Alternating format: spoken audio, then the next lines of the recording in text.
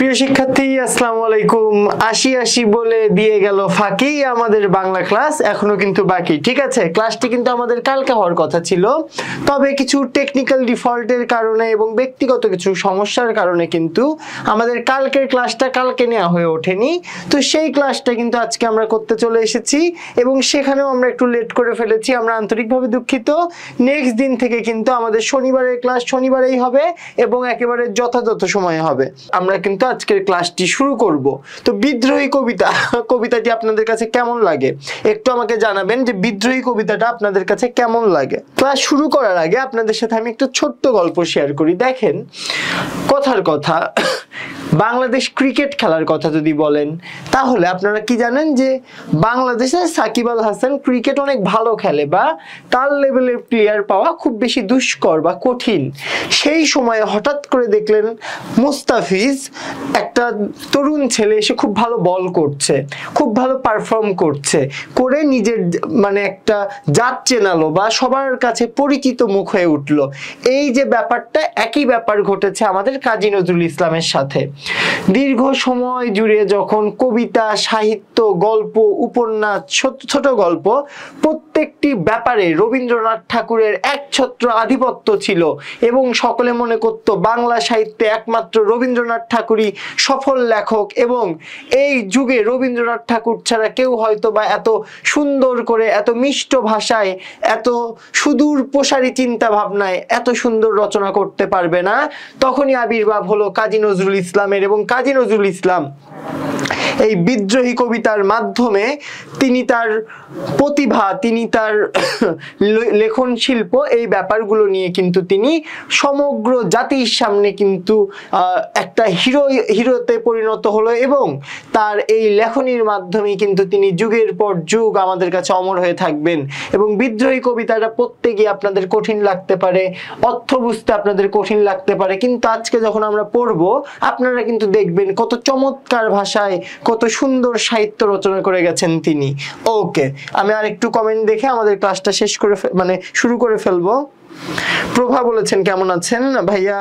আলহামদুলিল্লাহ ভালো আছি। প্রভা আছে ময়মনসিংহ থেকে। রিয়া সালাম দিয়েছে, ওয়ালাইকুম আসসালাম রিয়া। শেখ জেসমিন সালাম দিয়েছে, ওয়ালাইকুম আসসালাম। সেম কোশ্চেন, এটা কি অ্যাডমিশন ক্লাস? না, এটা হচ্ছে 25-26 ক্লাস, কিন্তু অ্যাডমিশনের স্টুডেন্টও চাইলে এই ক্লাসে জয়েন করতে পারে, কিন্তু ক্লাসটা কিন্তু মেইনলি এইচএসসি 25 এবং 26-এর জন্য। ঠিক আছে, এটা কি অ্যাডমিশন ক্লাস? না ভাইয়া, পুরো এটা অ্যাডমিশন ক্লাস না। এই ক্লাসটা হচ্ছে আমাদের এইচএসসি 25 এবং 26 ব্যাচকে ডেডিকেটেড করে, কিন্তু হ্যাঁ, কোনো এইচএসসি ব্যাচের শিক্ষার্থীরা, দুঃখিত, কোনো অ্যাডমিশন ব্যাচের শিক্ষার্থীরা যদি এই ক্লাস করতে চায় তারাও কিন্তু করতে পারবে। এবং দ্বিতীয় যেই ব্যাপারটি, বাইরে কিন্তু ঢাকায় বৃষ্টি হচ্ছে, এই সুন্দর একটা ওয়েদারে কিন্তু আমরা সুন্দর একটা কবিতা পড়তে চলে এসেছি। আর কার কার জেলায় বৃষ্টি হচ্ছে এই ব্যাপারটা কিন্তু আপনারা আমাদেরকে জানাতে পারেন। অলরাইট, বিদ্রোহী কবিতা, আমি আছি আপনাদের সাথে জাকিতা জয় সমুদ্র, অধ্যয়ন করছি ঢাকা বিশ্ববিদ্যালয়ে। প্রথমে আমরা কাজী নজরুল ইসলাম সম্পর্কে একটু জানবো। দেখেন, কাজী নজরুল ইসলামের এই বিদ্রোহী কবিতাটি কবির প্রথম কাব্যগ্রন্থ, যেটি 1922 সালে তিনি প্রকাশ করেন। তার প্রথম কাব্যগ্রন্থের নাম কি? অগ্নিবীণা। তার প্রথম কাব্যগ্রন্থের নাম অগ্নিবীণা। একটু খাতায় নোট করবেন এবং এই নোটগুলো কিন্তু অবশ্যই সাবমিট করবেন। বিদ্রোহী কবিতাটি কবির কোন গ্রন্থ? প্রথম গ্রন্থ অগ্নিবীণাতে রচনা করা ছিল এবং সেটি কত সালে? 1922 সালে। অগ্নিবীণা কাব্যগ্রন্থের দ্বিতীয় কবিতা বিদ্রোহী। অগ্নিবীণা কাব্যগ্রন্থের দ্বিতীয় কবিতা কি? বিদ্রোহী। বুঝতে পেরেছেন কিনা একটু আমাকে বলেন। অর্থাৎ তার প্রথম কাব্যগ্রন্থ অগ্নিবীণা, এবং অগ্নিবীণার আবার দ্বিতীয় কবিতা কি? অগ্নিবীণার দ্বিতীয় কবিতা বিদ্রোহী। কারো কোনো কোশ্চেন আছে? এই ব্যাপারটা কিন্তু খুবই গুরুত্বপূর্ণ, একটু লিখে রাখবেন এমসিকিউ এর জন্য। আর যেটি বললাম, বাংলা সাহিত্যের একটি শ্রেষ্ঠ কবিতা বিদ্রোহী। রবীন্দ্র যুগ মানে রবীন্দ্রনাথ ঠাকুরের জয় জয়াকার যখন চারিদিকে, সকলে সকলেই রবীন্দ্রনাথকে শ্রেষ্ঠ কবি হিসেবে মেনে নিয়েছেন, সেই সময় আবির্ভাব হয়েছিল কার? সেই সময় আবির্ভাব হয়েছিল কাজী নজরুল ইসলামের, এবং যিনি তার প্রতিভা দিয়ে রবীন্দ্রনাথের সাথে একটা 50-50 ব্যাটেল করে বা যুদ্ধ করে, যেই যুদ্ধটা ছিল খাতা কলমের মাধ্যমে, বিভিন্ন রচনার মাধ্যমে, কে সেরা, এই ব্যাপারটি নিয়ে কিন্তু তখন একটি আলোচনা আসে, যেটি এখনো চলছে, যে কে সেরা এটা আসলে এখনো বোঝা খুব কঠিন। দুইজন দুই দিক থেকে। গাইবান্ধায় বৃষ্টি হচ্ছে, ওকে ঠিক আছে। রাবিয়া সালাম দিয়েছে, ওয়ালাইকুম আসসালাম। তিশা, কুমিল্লাতেও বৃষ্টি, ওকে। আমি কিন্তু মাঝে মাঝে কুমিল্লাতে যাই, ঠিক আছে, আমি মাঝে মাঝে দাউদকান্দি পার হয়ে কুমিল্লার দিকে যাই এবং অনেক ঘোরাফেরা করি। আপনি কুমিল্লার কোন জায়গা থেকে আছেন সেই ব্যাপারটা কিন্তু আমাকে জানাতে পারেন। ওকে, চলেন আমরা পড়াশোনায় ফিরে যাই। রবীন্দ্র যুগে এই কবিতার মধ্য দিয়ে এক প্রারম্ভিক কবি কণ্ঠের আত্মপ্রকাশ ঘটে। প্রারম্ভিক কবি কণ্ঠ বলতে একজন নতুন কবির যে আবির্ভাব ঘটছে, বা একজন নতুন কবি নিজেকে জাতির সামনে পরিচয় করে দিচ্ছে, সেইটার আবির্ভাব ঘটে কিন্তু এই সময়টাতে, যা বাংলা কবিতার ইতিহাসে এক বিরল স্মরণীয় ঘটনা। রবীন্দ্রনাথ বিদ্রোহী কবিতায় আত্মজাগরণের উন্মুখ কবির সদয় আত্মপ্রকাশ ঘোষিত হয়। মানে এখানে একটু কঠিন ভাষায়, বইয়ের ভাষায় আছে, আমি আপনাদেরকে এটা একটু সহজ ভাষায় বলি। সহজ ভাষায় যদি আমি বলি যে এটি কি, এটি কবির প্রথম কাব্যগ্রন্থ অগ্নিবীণা থেকে নেয়া, সংকলিত। সেটি কবে হয়েছে? 1922 সালে হয়েছে। এবং 1922 সালে যখন এই ব্যাপারটি ঘটলো, তখন রবীন্দ্রনাথ ঠাকুর অনেক বেশি ফেমাস ছিল, কাজী নজরুল ইসলাম এই কবিতা লেখার মাধ্যমে তার ফেমাসিটি অর্জন করতে শুরু করে, এবং এই কবিতাটি অনেক শ্রেষ্ঠ একটি কবিতা ধরা হয়। এবং এই কবিতার মূল যে প্রেক্ষাপট, সেই প্রেক্ষাপট ছিল ব্রিটিশ ইস্ট ইন্ডিয়া কোম্পানি এবং ইংরেজ শাসনে তারা যেভাবে আমাদের উপর নির্যাতন করেছে, আমাদেরকে শোষণ করেছে, আমাদেরকে শাসন করেছে, তার বিরুদ্ধে লেখার জন্যই কিন্তু এই কবিতাটি মোটামুটি এসেছিল। ওকে,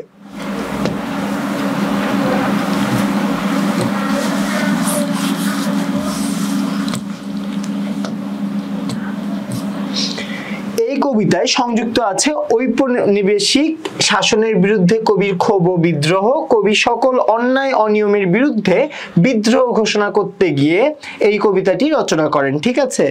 বিভিন্ন ধর্ম, ঐতিহ্য, ইতিহাস এবং পুরাণের শক্তি উৎস থেকে, আচ্ছা আমি আপনাদেরকে এত কঠিনিয়তা আগে নিয়ে যাব না, আগে আমরা কবিতা পড়ি, আমরা অটোমেটিক বুঝতে পারবো, ঠিক আছে। বোর্ডটা দেখতে পাচ্ছেন কিনা, লেখাটি ক্লিয়ার কিনা একটু আমাকে জানান তো, লেখা ক্লিয়ার কিনা একটু আমাকে জানান। কুষ্টিয়ায় বৃষ্টি হচ্ছে,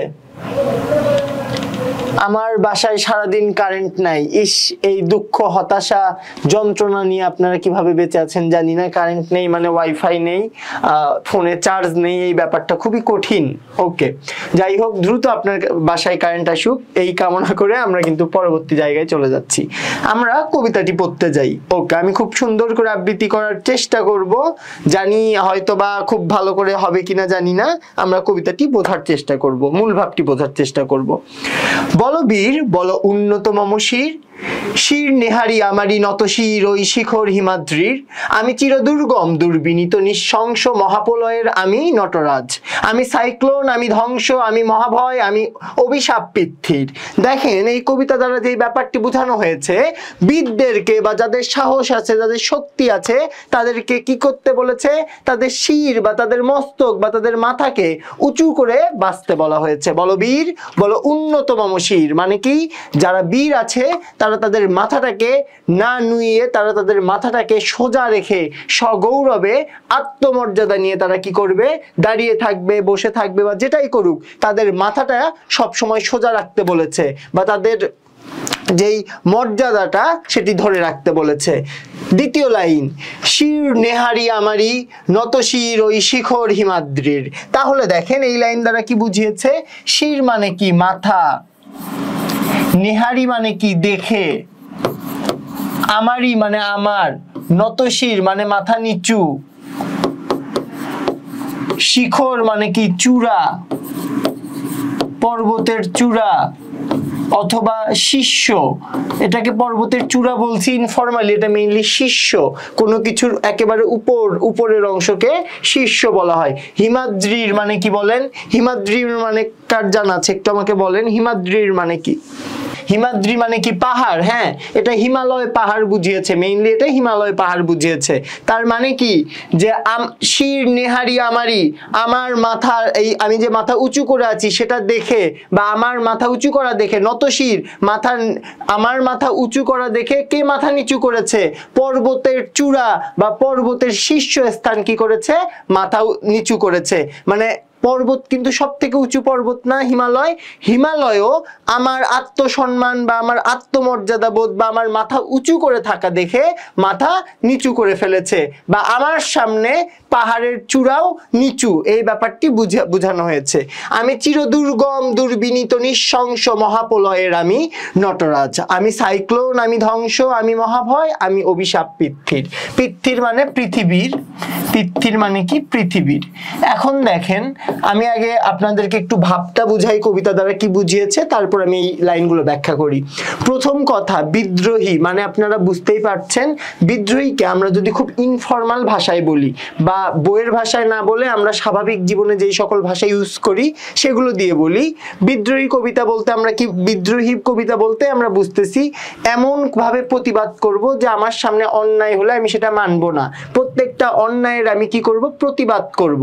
এখন আপনি অন্যায়ের প্রতিবাদ করতে গেলে আপনার কি হইতে হবে? আপনার প্রতিবাদী হইতে হবে, আপনার সাহসী হইতে হবে, আপনার আত্মমর্যাদা থাকতে হবে, আপনার মাথা উঁচু করে বাঁচার মতো একটা শক্তি থাকতে হবে, একটা সাহস থাকতে হবে। এই ব্যাপারটাই কিন্তু এখানে এক্সপ্লেন করেছে। এখন দেখেন যখন আপনি বিদ্রোহ ঘোষণা করবেন আপনার কি থাকতে হবে? মনে অনেক বেশি আত্মবিশ্বাস থাকতে হবে এবং আপনার মানসিক শক্তি কি হইতে হবে? দৃঢ় হইতে হবে। এই ব্যাপারটা এখানে তুলে ধরেছে।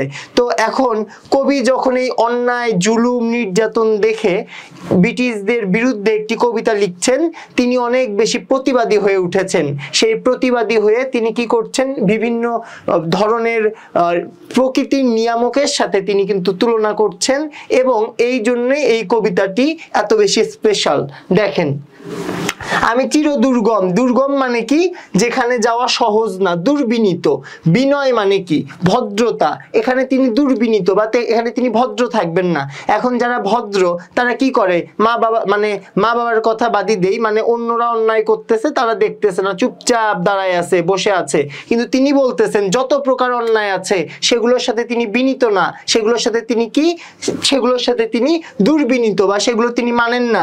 নিঃশংস মানে কি? ভয়ানক, ভয়ানক। নিঃশংস মানে ভয়ানক। ওকে। মহাপ্রলয়, মহাপ্রলয় মানে কি? মহাযুদ্ধ, মহাপ্রলয় মানে মহাযুদ্ধ। আমি সাইক্লোন, দুঃখিত আমি নটরাজ, মহাপ্রলয় প্রলয়ের আমি নটরাজ। নটরাজ মানে কি? হিন্দুদের দেবতা শিব। শিব যখন অনেক বেশি মানে রেগে যান তখন তিনি কি করেন? একটি নাচ করেন, এবং নাচ করার পরে তিনি কিন্তু মানে তার যেই শত্রু আছে বা যারা অন্যায়কারী আছে তাদেরকে বধ করে দেয়। এই সময়টাকে বা এই পরিস্থিতিটাতে তিনি তাকে নটরাজ দাবি করেন। এই ব্যাপারটাই এখানে বলা হয়েছে। আমি নটরাজ, আমি সাইক্লোন, সাইক্লোন মানে ঝড়, আমি ধ্বংস, আমি মহাভয়, আমি অভিশাপ পৃথ্বীর, আমি এই পৃথিবীর অভিশাপ। কাদের অভিশাপ? যারা বিভিন্ন প্রকার অন্যায় দুর্নীতি অনিয়ম করে তিনি তাদের অভিশাপ। এইটুকু বুঝতে পেরেছেন কিনা একটু আমাকে বলতে হবে।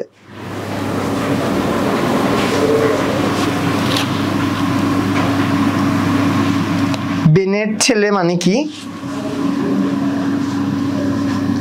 পৃথ্বীর মানে আপনাকে কি বলেছে আমি ব্যাপারটা বুঝতে পারিনি, আমাকে কাইন্ডলি একটু ক্লিয়ার করবেন। আপনি যেটা বলেছেন আমি বুঝতে পারলাম না, শব্দটাও আমার কাছে নতুন, একটু আমাকে বলবেন যিনি বলেছেন।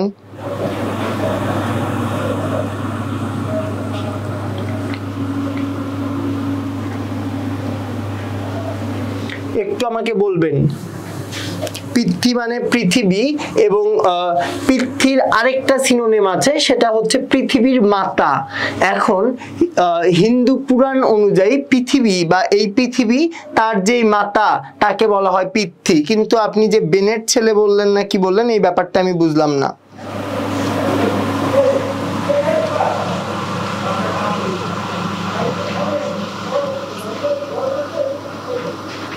আচ্ছা, আর একটু বুঝাবো তো অবশ্যই। ওকে, তা তো বুঝাবোই। দেখেন নিচে আপনাদের জন্য ব্যাখ্যা আনছি, আর আমি প্রত্যেকটা স্লাইডে আপনাদের ব্যাখ্যা দেওয়ার চেষ্টা করি, কারণ এই স্লাইডগুলো দেখে যখন আপনারা নেক্সট টাইম রিভিশন দিবেন আপনাদের জন্য কিন্তু এই ব্যাপারটা ইজি হবে। দেখেন, বিদ্রোহী কাজী নজরুল ইসলাম এখানে কি বিদ্রোহী বীর, তার বীর সত্তা সত্য ন্যায়ের শক্তিতে অটুট, অসীম সাহসী কবি আত্মবিশ্বাসে বলিয়ান। মানে আমি যে ব্যাপারগুলো সহজ ভাষায় বললাম, যে তিনি এখন আপনি প্রতিবাদ করতে গেলে বা বিদ্রোহ করতে গেলে আপনার কি থাকতে হবে, প্রচন্ড পরিমাণ আত্মবিশ্বাস থাকতে হবে।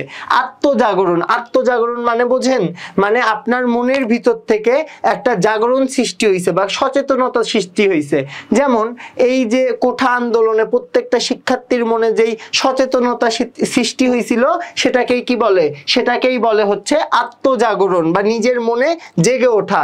উন্মুখ, কবি নিজেই নিজের বিশ্বত্তার সদম্ভ, সদম্ভ মানে হচ্ছে অহংকার, নিজেই যখন নিজের অহংকার করা হয় তাকে বলা হয় সদম্ভ, মানে নিজেই নিজের অহংকার করা হচ্ছে বা নিজেই নিজেকে মানে বীর ঘোষণা করা হচ্ছে। এখানে তিনি বলেছেন, আমার শির বা মস্তক প্রত্যক্ষ করে বা দেখে, প্রত্যক্ষ করা মানে কি দেখা, আমার মাথা বা আমার শির দেখে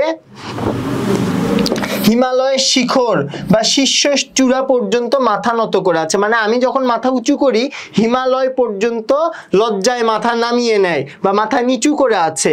তিনি বিদ্রোহী, তাকে দমন করা কঠিন। তিনি কে বিদ্রোহী? এখানে কাজী নজরুল ইসলাম বিদ্রোহী, তাকে দমন করা যায় না।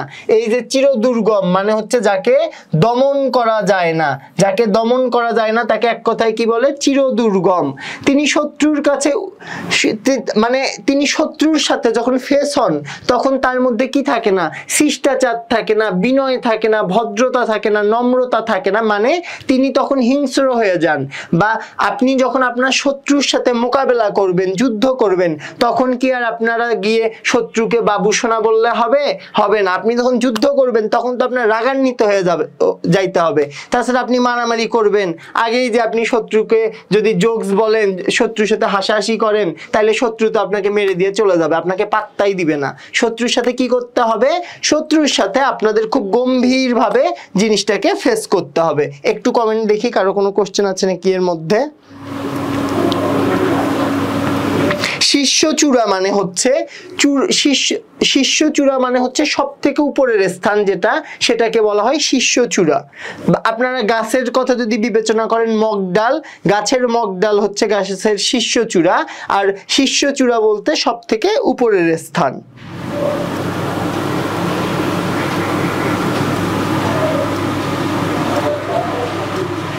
ওকে, কথা শোনা যায় না, মেজবা বলেছেন কথা শোনা যায় না। আপনারা সবাই কি কথা শুনতে পাচ্ছেন নাকি শুনতে পাচ্ছেন না?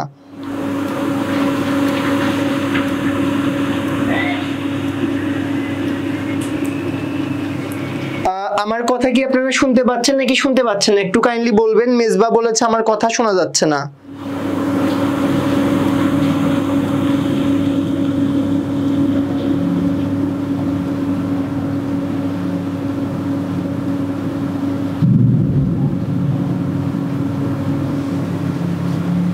আচ্ছা, সব আবার মাহবুব বলেছে শোনা যাচ্ছে। ওকে, ঠিক আছে। নাসরিন বলছে শুনতেছি, ইয়াসিনও শুনতেছে। ওকে, আচ্ছা আচ্ছা, শোনা যাচ্ছে। ঠিক আছে ঠিক আছে। মেজবা ভাই আপনি একটু কাইন্ডলি আপনার নেটটা চেক করবেন কাইন্ডলি, শোনা যাচ্ছে কথা, ঠিক আছে? ওকে। তিনি সৃষ্টির ধ্বংসকাল বা মহাপ্রলয়। এখন তিনি কি প্রত্যেকটা মানুষকে ধরে ধরে মেরে ফেলবেন? সেটাকে আমরা মহাপ্রলয় বলতেছি না। যারা অপরাধী আছে বা যারা অপরাধ করেছে তিনি তাদেরকে কি করবেন? তাদেরকে তিনি মানে ছাড়বেন না, তিনি তাদেরকে ধ্বংস করে দিবেন, সেই ব্যাপারটা বলা আছে। যে প্রলয়ে সৃষ্টির দেবতার আসন টুটে যায়, মানে তিনি যখন খেপে যায় তখন দেবতার আসনকেও তিনি ভেঙে ফেলেন, চুরমার করেন, সেই ব্যাপারটি তিনি বলতেছে। তার মানে কিন্তু অ্যাকচুয়ালি দেবতা বা সৃষ্টিকর্তার সাথে কিন্তু তিনি বেয়াদবি করছেন না, তিনি তার রাগ প্রকাশ করতে এই ব্যাপারটাকে বুঝাচ্ছেন। আর দ্বিতীয় ব্যাপার, এটা যেহেতু লেখা হয়েছিল ইংরেজ শাসকদের বিরুদ্ধে, তিনি কিন্তু এখানে মেইনলি এই প্রত্যেকটা জিনিস দ্বারা বুঝাচ্ছেন যে আপনি যত শক্তিশালী হন না কেন, কাকে বলতেছে? ইংরেজদের বলতেছে যে আপনারা যত শক্তিশালী হন না কেন আমি সব সবকিছু ভেঙে চুরে চুরমার করে দিব। কেন দিব? কারণ আপনারা কি করেছেন? আপনারা আমাদের মানুষের উপর নির্যাতন করেছেন দীর্ঘ 190 বছর। তারা কিন্তু বাঙালির উপর প্লাস হচ্ছে পুরা ভারতবর্ষের উপর কিন্তু তারা নির্যাতন করেছেন। এই রাগে, ক্ষোভে, কষ্টে, দুঃখে, হতাশায় কিন্তু তিনি এই কবিতাটি লিখেছেন। ওকে, তারপরে দেখেন, অন্যায় অকল্যাণ আমাদের অবসান কল্পে, অবসান কল্পে মানে আমাদেরকে শেষ করে দিতে, তার বিদ্রোহ সাইক্লোন সদৃশ, মানে সাইক্লোন মানে কি? ঝড়ের মতো। তিনি যখন বিদ্রোহ করবেন ঝড়ের মতো তার বিদ্রোহের গতি হবে। এবং ঝড় কি করে? আশেপাশের উপকূল প্রতিকূল সবকিছু যেমন একেবারে বিলীন করে দেয় বা ভেঙে চুরে নিয়ে যায়, সেরকম কিন্তু তিনি সাইক্লোনের মতো আসবেন। তা পৌরাণিক কাহিনীর নটরাজের তাণ্ডবের সাথে তুলনীয়। এখন এটা দ্বারা কি বোঝা দিছে? পৌরাণিক কাহিনী হচ্ছে আগে বিভিন্ন ধরনের কাল্পনিক কিংবা বিভিন্ন ধরনের যেই সাহিত্য রচনা হতো, যেখানে বিভিন্ন জাদুর ছোঁয়া থাকতো, জাদুর কথা বলা হতো, বিভিন্ন চমৎকারের কথা বলা হতো, এই ব্যাপারগুলোই কিন্তু থেকে তিনি বিভিন্ন চরিত্র নিয়ে এসেছেন এখানে।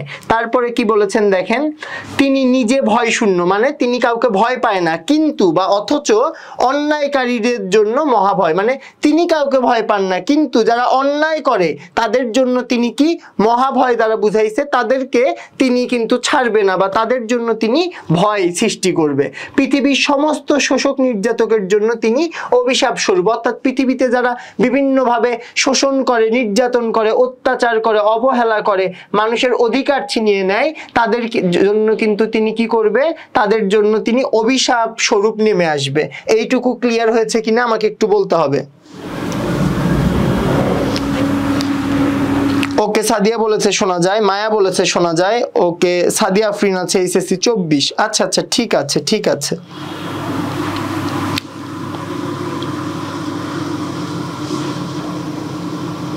টুটে যায় মানে ভেঙে যায়। তানিয়া আপু প্রশ্ন করেছিল টুটে যায় মানে কি? টুটে যায় মানে ভেঙে যায়, এটা একটা আঞ্চলিক ভাষা, ঠিক আছে? টুটে যায় মানে ভেঙে যায়। আর আজকের কবিতাটা একটু বড় তো আজকে, এই জন্য আমি আপনাদের সাথে বেশি গল্প করতেছি না, তাইলে আমরা আসলে শেষ করতে পারবো না, ঠিক আছে? চলেন তারপরেরটা দেখি।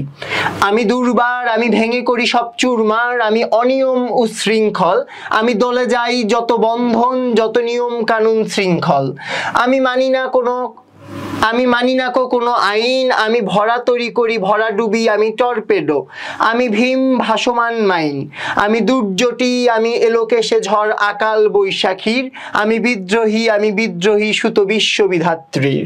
এখন দেখেন, আমি আসলে মানে প্রফেশনালি আপনাদেরকে মানে কি বলবো, আবৃত্তি করে শোনাতে পাচ্ছি না বা আমার সেই দক্ষতা নেই, বাট আপনারা যখন কবিতাটা ইউটিউবে যখন সার্চ দিয়ে শুনবেন, দেখবেন চমৎকার ভাষায়, চমৎকার কণ্ঠে, সুমধুর কণ্ঠে কিন্তু আপনারা শুনতে পারবেন। এবং আমি যখনই এটা পাঠ করছি, আপনি দেখবেন যে নর্মাল ভয়েসের থেকে কিন্তু একটু অন্যরকম করে পাঠ করার চেষ্টা করছি। তার একটা কারণ আছে। বিদ্রোহী কবিতা যখন আপনি পাঠ করবেন, আপনার কিন্তু নর্মাল সকালে উঠে আমি মনে মনে বলি সারাদিন আমি যেন ভালো হয়ে চলি, ওইভাবে পাঠ করলে হবে না। প্রত্যেকটা কবিতা আপনি কিভাবে পাঠ করবেন অথবা পড়বেন কিংবা আবৃত্তি করবেন, সেই ব্যাপারগুলোর কিন্তু সুনির্দিষ্ট একটা ধারণা থাকে। তো আপনারা বিদ্রোহী কবিতা সার্চ দেন ইউটিউবে, দেখবেন যত প্রকারের আপনাদের আবৃত্তি আসে, একই টোনের দেখবেন, একটু গম্ভীর গলায়, একটু রাগান্বিতভাবে কিন্তু উপস্থাপন করা হচ্ছে। চলেন আমরা আরেকবার একটু দেখে নেই। আমি দুর্বার, আমি ভেঙে করি সব চুরমার, আমি অনিয়ম উশৃঙ্খল, আমি দলে যাই যত বন্ধন, যত নিয়ম কানুন শৃঙ্খল, আমি মানি না কোনো আইন, আমি ভরা তরি করি ভরা ডুবি, আমি টর্পেডো, আমি ভীম ভাসমান মাইন, আমি দুর্জটি, আমি এলোকেশে ঝড় অকাল বৈশাখীর, আমি বিদ্রোহী সুত বিশ্ববিধাত্রীর। তারপর দেখেন কবিতা দ্বারা কি বোঝানো হয়েছে। কাজেই তাকে কোনোভাবে দমন করা যাবে না। আমি দুর্বার, দুঃখিত, দুর্বার মানে কি? যাকে দমন করা যায় না। দুর্বার মানে যাকে দমন করা যায় না, যাকে দমন করা যায় না। আমি ভেঙে করি সব চুরমার। চুরমার মানে কি একেবারে ভেঙে গুঁড়া গুঁড়া করে ফেলে। আমি অনিয়ম উশৃঙ্খল মানে তিনি শৃঙ্খলার মধ্যে থেকে ভদ্র থাকবে, ব্যাপারটা এমন না। তিনি যেখানেই অন্যায় দেখবেন সেখানেই তিনি কিন্তু অন্যায় অনিয়ম দেখবেন, সেখানে তিনিও অনিয়ম করবেন এবং তিনি সেখানে শৃঙ্খলতা রাখবেন না, তিনি সেখানে উশৃঙ্খল হয়ে যাবে। উশৃঙ্খল বলতে আমরা কি বুঝি? যে কোনো শৃঙ্খলা মানে না বা বিভিন্ন ধরনের হট্টগোল করে, ঝামেলা করে। তিনিও এটাই বলছেন যে তোমরা অনিয়ম করবা, আমিও তোমাদের জন্য অনিয়ম করব এবং আমি উশৃঙ্খলতা ছড়াবো, তাও আমি এই অন্যায়কে থামিয়েই ছাড়বো। আমি দলে যাই। দলে মানে কি জানেন? দলে মানে পিষ্ঠ করা বা পা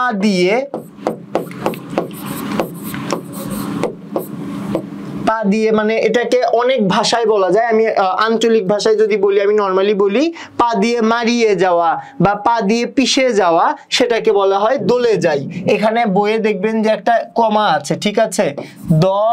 দলে যাই মানে পা দিয়ে পিষে যাই অথবা মারিয়ে যাই। বুঝতে পেরেছেন নাকি? একটু আমাকে বলবেন। ওকে, অনেকগুলো কোশ্চেন পাচ্ছি। দেখেন আমি যেই লাইনটা যখন বুঝাবো ভাইয়া পুরো আমি সাথে সাথে বলে দিব। তাছাড়া যদি আপনারা মানে এলোপাতারি কোশ্চেন করেন, দেখা যাবে যে দুই একটা আমি আপনাদের অ্যান্সার দিতে পারবো না, মন খারাপ হইতে পারে। তো একটা কোশ্চেন দেখলাম, মাইন কি? মাইন হচ্ছে এক ধরনের বোমা টাইপ, ঠিক আছে? বোমা টাইপ। এইটা মাটির নিচে গর্ত করে পুঁতে রাখা হয়। ওই মাইনের উপরে কেউ পা দিলে একটা বিস্ফোরণ ঘটে।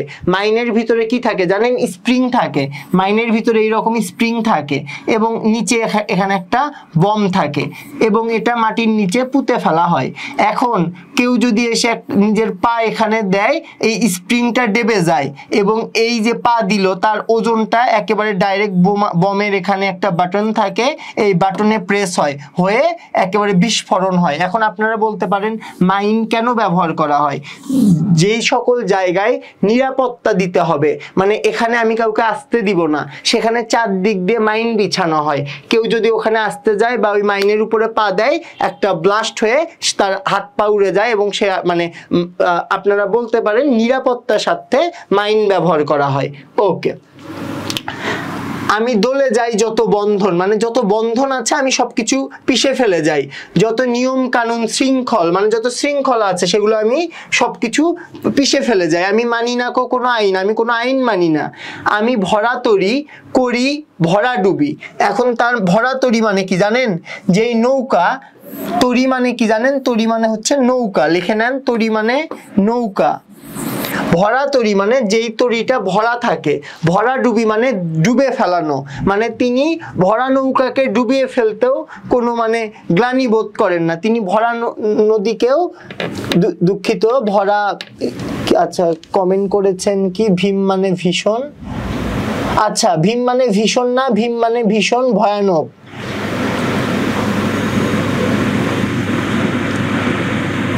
ওকে, তারপরে দেখেন আমি ভরা তরি করি ভরা ডুবি, তার মানে একটা ধরেন নৌকায় অনেকগুলো মানুষ আছে, সেই নৌকাকে তিনি কি করেন? ভরা ডুবি মানে ডুবিয়ে দিতেও তিনি দ্বিধাবোধ করেন না। আমি টর্পেডো, আমি ভীম ভাসমান মাইন। ওকে,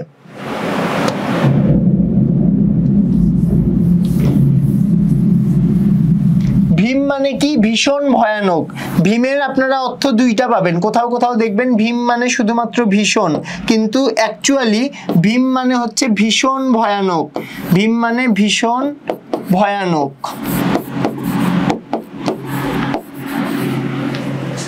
ওকে, ভাসমান মাইন। আমি দুর্যোটি, মাইন মানে তো বললাম আমি দুর্যোটি, আমি এলোকেশে ঝড় অকাল বৈশাখীর। এখন বৈশাখীতে যখন ঝড় হয় আপনার রাস্তায় বের হলে দেখবেন এলোকেশ মানে আপনার চুল উঠছে বা এলোমেলো আছে, সেটাকে বলা হচ্ছে এলোকেশে। আমি এলোকেশে ঝড় অকাল বৈশাখীর। আমি বিদ্রোহী সুত বিশ্ববিধাত্রীর।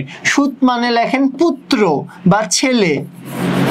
বিশ্ববিধাত্রীর মানে হচ্ছে যিনি বিশ্বের বিধাতা, যিনি বিশ্বের বিধাতা বা যিনি বিধাতা বলতে আমরা কিন্তু ঈশ্বর বা আল্লাহ বুঝাই, তিনি কিন্তু সেখানে এই কথাটি বলেছেন। ঠিক আছে, ধর্মীয় ভাবে আমরা যদি এগুলো ব্যাখ্যা করতে যাই তাহলে হয়তো বা আমাদের অনেক শিরক হবে বা পাপ হবে, আমরা জাস্ট কবিতা পড়ার জন্য বলছি। আচ্ছা ওকে, কাজেই তাকে কোনোভাবে দমন করা যায় না, কারণ নিবারণ করা যায় না এমন কঠিন তিনি সবকিছু ভেঙে চুরমার করে দিতে পারেন। তিনি প্রচন্ড সাহসী ও স্বাধীন, তিনি শাসকের কোনো আইন মানেন না, তাদের সমস্ত নিয়ম শৃঙ্খল উপেক্ষা করে তিনি অনিয়ম উচ্ছৃঙ্খল। শোষকের নিয়ন্ত্রণে তিনি থাকেন না, তিনি নিজের ইচ্ছায় চলে যান। যথাচারী মানে হচ্ছে যা ইচ্ছা তাই করেন, যা ইচ্ছা তাই করেন, এগুলো কিন্তু একটু লিখে রাখবেন, যা ইচ্ছা তাই করেন। কোনো বন্ধন তাকে বাড়তে পারে না, তিনি যেন ডুবো জাহাজ থেকে নিক্ষেপণ যুক্ত অস্ত্র টর্পেডো। ওকে, টর্পেডো মানে কি জানেন? টর্পেডো মানে হচ্ছে যেই সকল জাহাজ আছে, যেই সকল বিভিন্ন জাহাজে আপনার নিরাপত্তার জন্য কিন্তু কিছু অস্ত্র রাখা হয়, অন্য কোনো জাহাজ থেকে যদি সেখানে আক্রমণ করার চেষ্টা করা হয় এই ধরনের অস্ত্রগুলো নিক্ষেপ করা হয়, এই রকম একটা অস্ত্রের নাম হচ্ছে টর্পেডো। আপনাদের কোনো কমেন্ট আছে নাকি আমি একটু দেখছি। টর্পেডো কি বলে দিয়েছি অলরেডি। ওকে, আশা করি ব্যাপারটা বুঝতে পেরেছেন। কারো কোনো কোশ্চেন থাকলে কিন্তু করতে পারেন, আপনারা কিন্তু কোশ্চেন করছেন না কেন জানি, আর আমার ফোনেও চার্জ নেই, এই জন্য আমি বারবার পিসিতে দেখছি কমেন্টগুলা।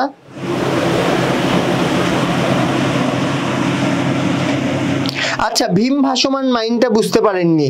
আচ্ছা, ভীম মানে ভীষণ ভয়ানক, ভাসমান মাইন, মাইন মানে আমি যেটা বললাম যে এক প্রকারের বম, যেই বমটা স্থলে বা মাটির নিচে পুঁতে রাখা হয়, সেখানে যদি আপনি পা দেন এটা ব্লাস্ট করবে।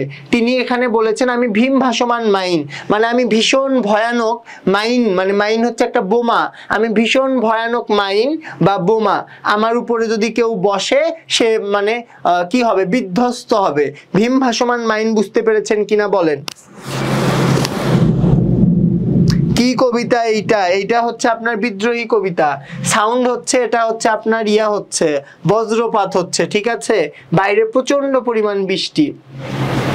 তারপর আবার দেখেন,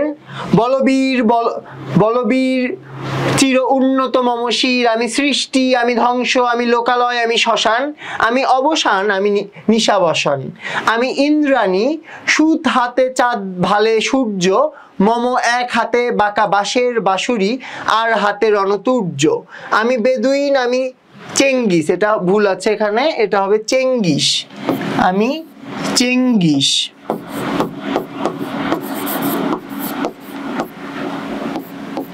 আমি আপনারে ছাড়া করি না কাহারে কুর্নিশ, এখানে অনেকগুলো অজানা শব্দ আছে আপনাদের। দেখেন, অবসান মানে কি, শেষ হওয়া, এগুলো একটু লিখে রাখেন। অবসান মানে শেষ হওয়া। তারপর হচ্ছে ইন্দ্রাণী, ইন্দ্রের ওয়াইফ বা স্ত্রীর নাম হচ্ছে ইন্দ্রাণী, ইন্দ্রের বউ।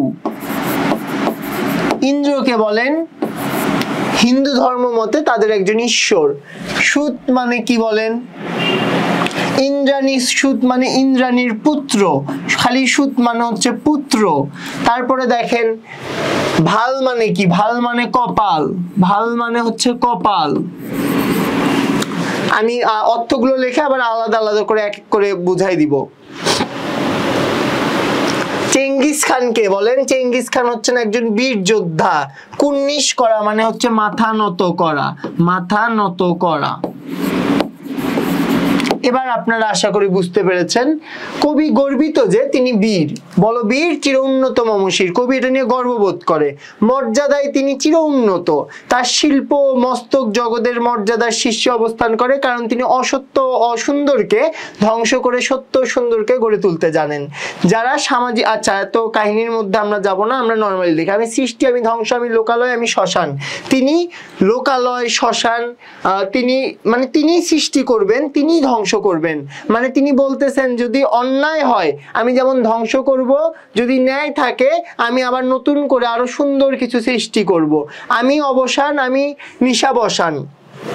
তিনি সবকিছু শেষ করবেন, আবার তিনি সবকিছু গড়ে দিবেন, ঠিক আছে। তারপর বলছে কি, আমি ইন্দ্রাণী সুত, হাতে চাঁদ ভালে সূর্য, মানে তিনি তাকে ইন্দ্রের পুত্র, সৃষ্টিকর্তা ইন্দ্রের পুত্র হিসেবে দাবি করছেন। তিনি বলতেছেন যে তিনি ইন্দ্রের পুত্র বা ইন্দ্রাণীর পুত্র, যার এক হাতে চাঁদ আর তার কপালে কি সূর্য। এখন ইন্দ্রাণী পুত্র যিনি আছেন বা ইন্দ্রের যিনি পুত্র আছেন, তিনি চাঁদ এবং সূর্যের বাহক, তার কপালে সূর্য থাকে এবং হাতে কি থাকে, চাঁদ থাকে। এটা আসলে মানে হিন্দুদের ধর্ম অনুযায়ী। তারপরে লেখা আছে, মম এক হাতে বাঁকা বাঁশের বাঁশরি, হাতে রণতুর্য, আমি বেদুইন। আচ্ছা, রণ মানে কি জানেন? রণ মানে হচ্ছে যুদ্ধ, রণ মানে যুদ্ধ। আচ্ছা দুঃখিত, ক্যাসমিস। আচ্ছা, নিশা বসান মানে, নিশা মানে কি জানেন? রাত, রাত যোগ অবসান, অবসান মানে হচ্ছে শেষ হওয়া, মানে যেখানে রাতের শেষ হয় সেখানেই কিন্তু সূর্যের উদয় হয়। কারো কোনো কোশ্চেন থাকলে একটু বলেন তো। বেদুইন, বেদুইন মানে হচ্ছে আরবে, আরবে যারা দূর থেকে ভ্রমণ করতে যাইতো বা অনেক দূর থেকে কি বলবো যাত্রা করে আসতো এবং যাদের কাছে কোনো অর্থ সম্পদ তেমন থাকতো না, তাদেরকে বেদুইন বলা হয়। যাযাবর হচ্ছে আপনার যাদের কোনো মানে থাকার নির্দিষ্ট কোনো জায়গা নেই, তারা বিভিন্ন জায়গা ভ্রমণ করে, তাদেরকে যাযাবর বলা হয়। এবং আরবের এই যাযাবর হচ্ছে বেদুইন। তুর্য মানে হচ্ছে সূর্য, তুর্য মানে হচ্ছে সূর্য, একটা চাঁদ আর একটা সূর্য। বাঁশের বাঁশরি মানে বাঁশের বাঁশি।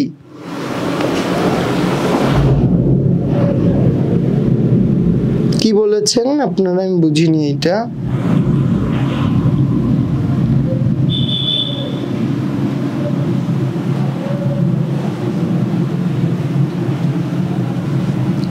কারো কোনো কোশ্চেন থাকলে একটু আমাকে করেন, নিজেরা মজা করেন, সমস্যা নাই, বাট সেই মজাতে একটা লিমিটে থাকুক। ওকে, মাহবুব বলেছেন মম মানে কি? মম মানে নীরবে, মম মানে নীরবে, নির্ভীতে বা মানে শান্তভাবে, সেটাকে বলা হয় মম। হ্যামস্টার কম্বাটে আপনারা অ্যাকাউন্ট খুলবেন? ওকে, খোলেন। কি আর বলি। তুর্য মানে সূর্য, বাঁশরি মানে বাঁশি, তানিয়া বাঁশরি মানে বাঁশি, ঠিক আছে। আর কোনো কোশ্চেন থাকলে করেন, আমাকে কোশ্চেন করেন, সমস্যা নেই। অনেকক্ষণ ধরে পড়াচ্ছি, কোশ্চেন করেন, যদি কোনো কোশ্চেন থাকে আমাকে কোশ্চেন করেন, কোনো সমস্যা নেই।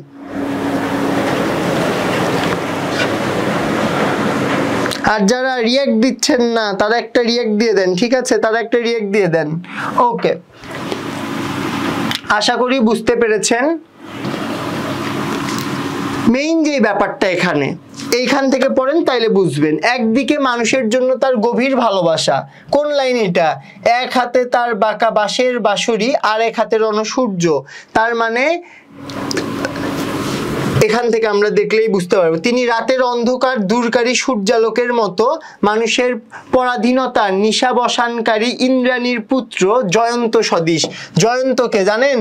ইন্দ্রাণীর পুত্র নাম জয়ন্তর। ইন্দ্র এবং ইন্দ্রাণীর যে পুত্র তার নাম কি? তার নাম হচ্ছে জয়ন্ত, তার নাম জয়ন্ত। জয়ন্ত সদৃশ মানে জয়ন্তের মতো।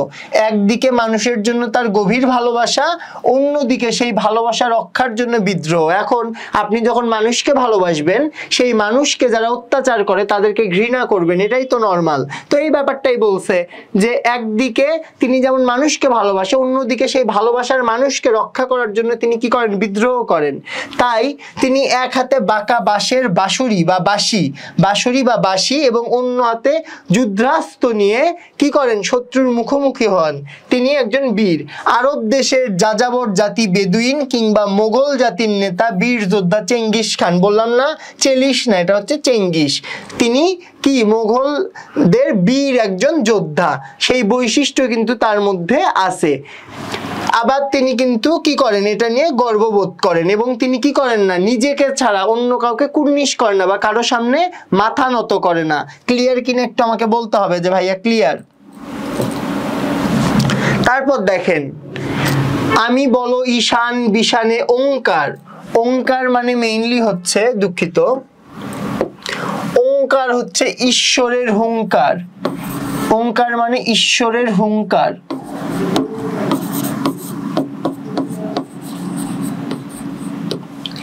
আমি বলো ঈশান বিশানে ওঙ্কার, আমি ইসরাফিলের সিংহার মতো হুঙ্কার। এখন ইসরাফিলকে ইসলাম ধর্ম মতে আমাদের একজন কি ফেরেশতা, আমাদের একজন ফেরেশতা, যিনি কি করেন, ইসরাফিল আলাইহিস সালামের কাজ কি একটু আমাকে বলেন তো, ইসরাফিল আলাইহিস সালামের কাজ কি, কে জানেন একটু আমাকে বলেন, ইসরাফিল আলাইহিস সালামের কাজ কি?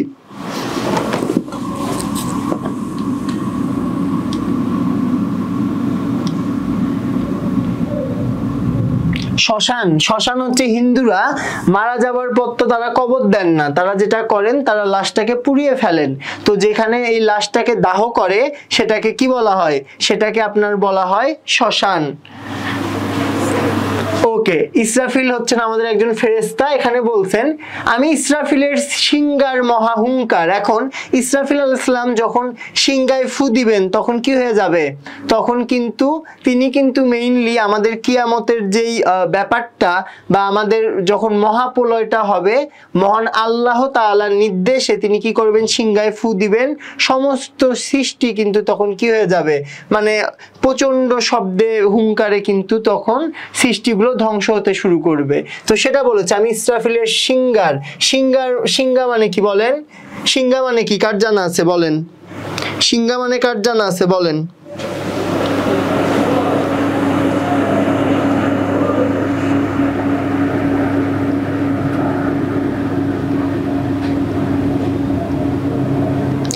কারো জানা থাকলে বলেন।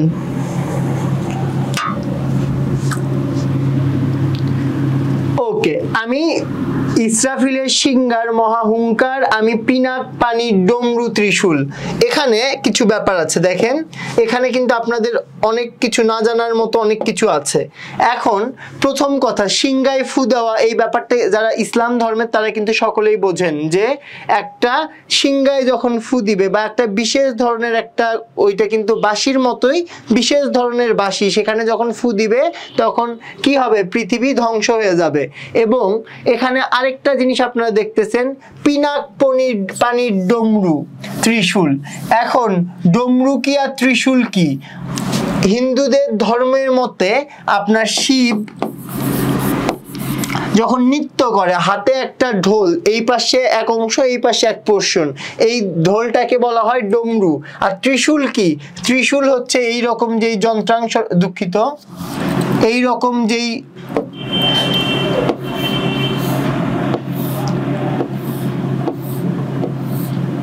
এইরকম যে যন্ত্রাংশটা আপনারা দেখতে পান বা অস্ত্র আপনারা দেখতে পান বিভিন্ন সিরিয়ালে দেখায়।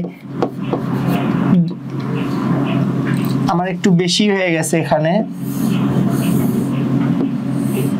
আচ্ছা, এটাকে বলা হয় ত্রিশূল। এবং ধর্মরাজের দণ্ড, ধর্মরাজ বলতে দণ্ড মানে হচ্ছে মেইন কথা লাঠি, আর ধর্মরাজ বলতে কিন্তু কাকে বোঝানো হয়, হিন্দুদের জমকে বোঝানো হয়, যিনি হিন্দুদের মতে যিনি কারো হায়াতের যে ব্যাপারটা বা কে কবে কতদিন বাঁচবে, কে কতদিন কবে মারা যাবে, এই ব্যাপারটা যারা নিশ্চিত করে তাদের ব্যাপারটা কিন্তু বলা হয়। ওকে, একজন প্রশ্ন করেছেন পিনাক কি, দেখেন পিনাক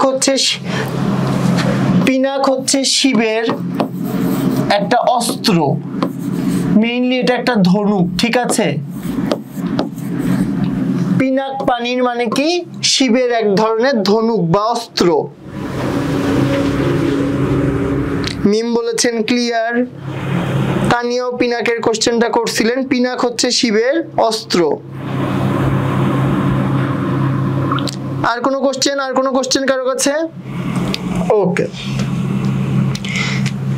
শাসক শোষকের মধ্যে তিনি বজ্রের মতো কঠিন, তার বিদ্রোহী চেতনার ধ্বনি ঈশান কোণ থেকে ভেসে আসা ওকার ধ্বনির মতো। পবিত্র কোরআনে উল্লেখিত বিশিষ্ট ফেরেশতা ইসরাফিলের সিংহার মহাহুঙ্কার হয়ে তিনি এসেছেন পৃথিবীর সমস্ত অন্যায় অবসানের জন্য। তিনি বিদ্রোহী বীর। শিবের পিনাক পনির ডমরু ত্রিশূল, এখানে পিনাক পনির ডমরু ত্রিশূল এই তিনটাই শিবের অস্ত্র। তার হাতেও বাদ্যযন্ত্র ও যুদ্ধাস্ত্র। বিষ্ণুর হাতের চক্র ও শঙ্কের মতো তিনি ওৎকার ধ্বনি। ওৎকার ধ্বনি মানেই কিন্তু কি, ঈশ্বরের হুঙ্কারকেই কিন্তু এখানে ওৎকার বলা হচ্ছে বা ওঙ্কার বলা হচ্ছে। ওকে, তিনি একদিকে যেমন কঠোর তপস্যায় ব্রাহ্মণত্ব লাভকারী ক্ষত্রিকুলের কোপন। আচ্ছা, এগুলো কিন্তু আপনাদের জন্য একটু কঠিন হয়ে যাচ্ছে, এগুলোকে আপনারা নর্মালি স্কিপ করেন, এইটুকু আপনাদের দরকার নাই। মেইনলি ব্যাপারটা তারপরে দেখেন, আমি চক্র মহাশঙ্ক, আমি প্রণবনাথ প্রচণ্ড, আমি খ্যাপা দুর্বাসা বিশ্বামিত্র শিষ্য, আমি দাবানল দাহ দাহন করিব বিশ্ব। আপনাদের এইটুকু আমি বুঝাই। আমি চক্র মহাশঙ্ক, এই চক্র কার চক্র? এটা হচ্ছে আপনার, ওনার নাম ভুলে গেলাম, শ্রীকৃষ্ণ। শ্রীকৃষ্ণর হাতে যেই অস্ত্র থাকে তাকে বলা হয় চক্র এবং শঙ্খ। এখানে শ্রীকৃষ্ণর চক্র মহাশঙ্কের কথা বলা হয়েছে। প্রণবনাথ প্রচণ্ড, এখানে প্রণবনাথ প্রচণ্ড মানে কি কে জানেন? একটু আমাকে কমেন্ট করে জানাতে হবে। প্রণবনাথ প্রচণ্ড মানে কি? প্রণবনাথ প্রচণ্ড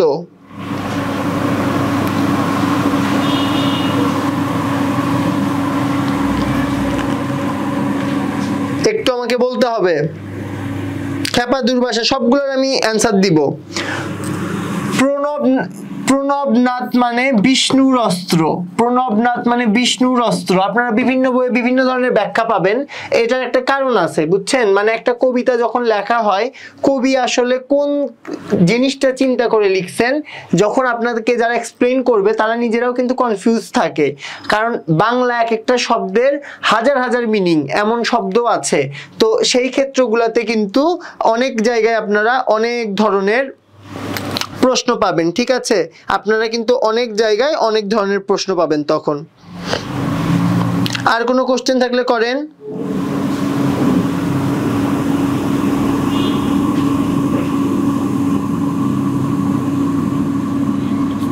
আর কারো কোনো প্রশ্ন আছে?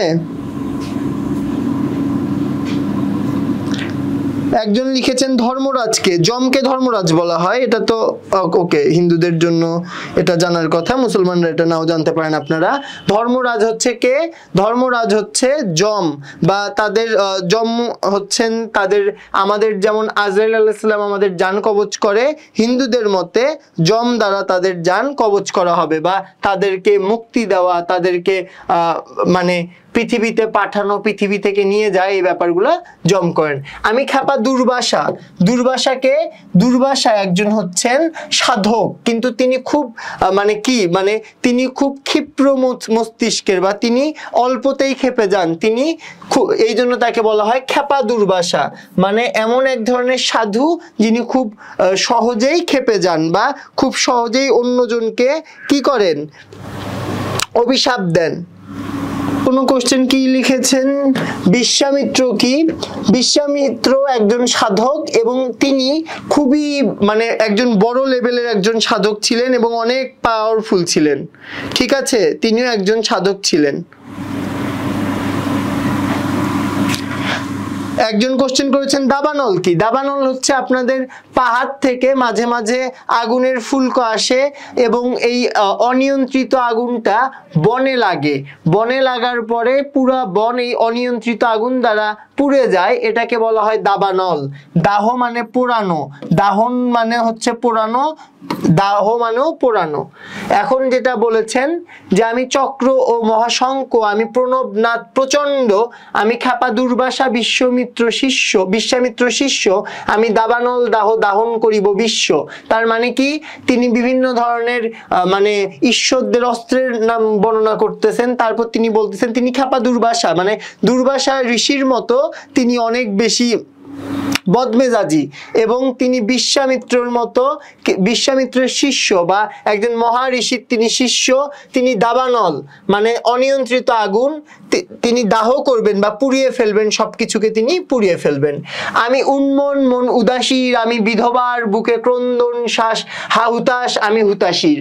আমি বঞ্চিত ব্যথা পথবাসী, চিরগৃহহারা যত পথিকের, আমি অবমানিতের মরম বেদনা, বিষ জ্বালা প্রিয় লাঞ্ছিত লাঞ্ছিত বুকে গতি ফের। আমি উত্তর বায়ু মলয় অনিল উদাস পুরবী হাওয়া, আমি পথিক কবির গভীর রাগিনী রেণু বিনে গান গাওয়া। আমি আকুল নিদাক তিয়াসা, আমি রৌদ্র রুদ্র রবি, আমি মরুনির ঝড় যার ঝড়, আমি শ্যামলিমা ছায়া ছবি। দেখো শ্যামলিয়ার ছায়া ছবি। এখন এইটা দ্বারা কি বুঝাইছে? ওকে, দুর্বাসা কি? খ্যাপা দুর্বাসা মানে বদমেজাজি, একজন কমেন্ট করেছেন, ঠিক আছে। এখন এদিকে বক্সের সাউন্ড, অন্যদিকে বৃষ্টির সাউন্ড। কিসের বক্সের সাউন্ড? ওখানে কি বিয়ে শাদী হচ্ছে? কার বিয়ে হচ্ছে একটু জানাবেন। ওখানে কার বিয়ে হচ্ছে একটু বলবেন।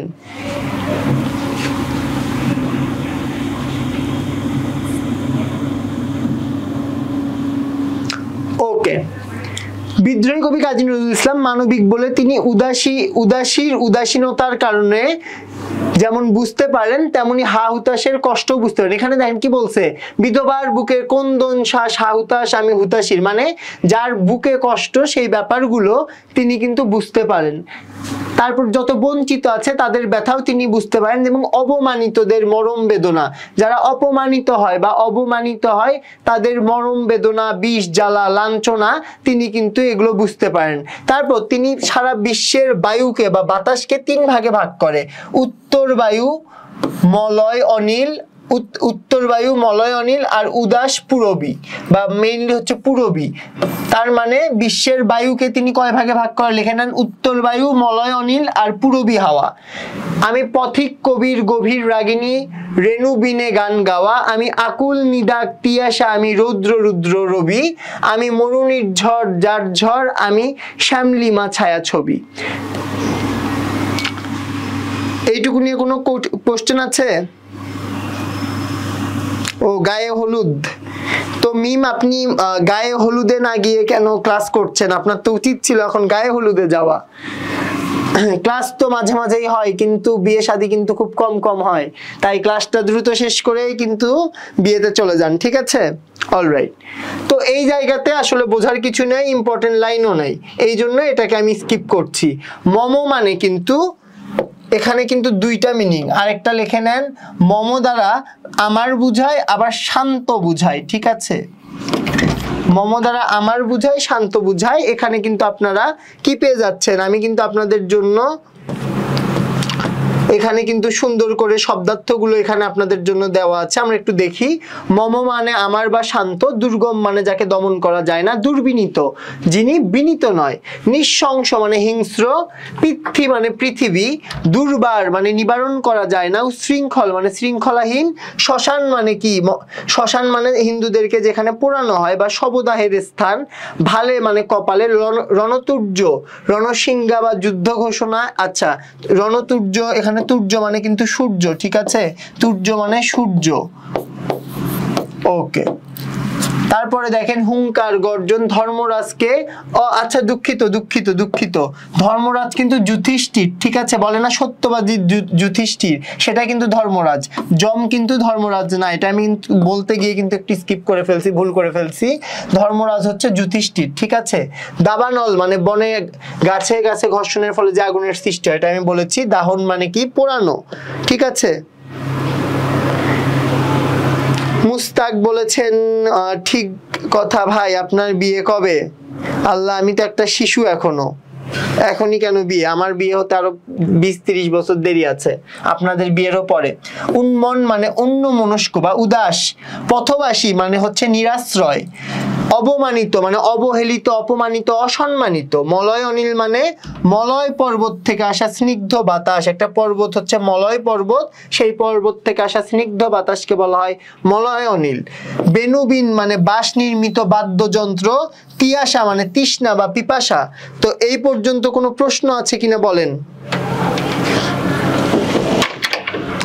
না, আপনার দাদিকে বিয়ে করা আমার পক্ষে সম্ভব হবে না, দুঃখিত।